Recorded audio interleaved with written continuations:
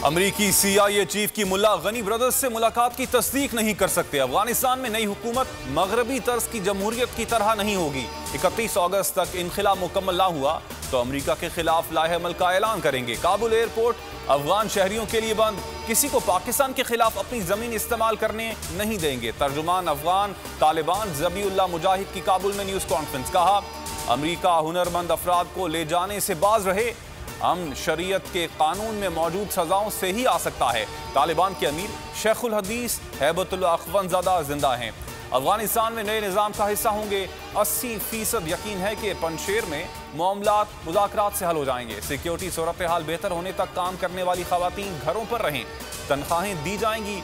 मौसीकी और फिल्म का फैसला शरीयत के मुताबिक करेंगे।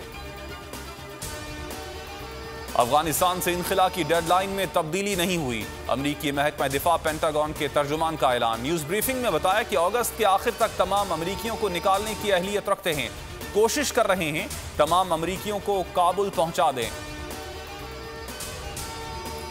पाकिस्तान का अफगानिस्तान में अमन मिशन, सियासी और अस्करी क़यादत की मुशावरत। वज़ीर आज़म इमरान खान की ज़ेर सदारत आला सतह का इजलास में अफगानिस्तान की ताज़ा तरीन सूरत हाल और पाकिस्तान के मुस्बत किरदार पर ब्रीफिंग दी गई। मुशीर बराए कौमी सलामती डॉक्टर मोईद यूसुफ की चीनी हम मनसब को वीडियो कॉल। दोनों मुमालिक का बदलती सूरत हाल में मिलकर काम करने का आज़म।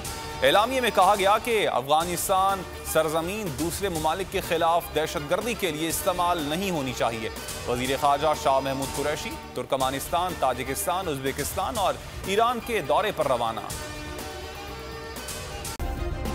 सब्सक्राइब करें और बेल दबाएं ताकि कोई खबर रह न जाए।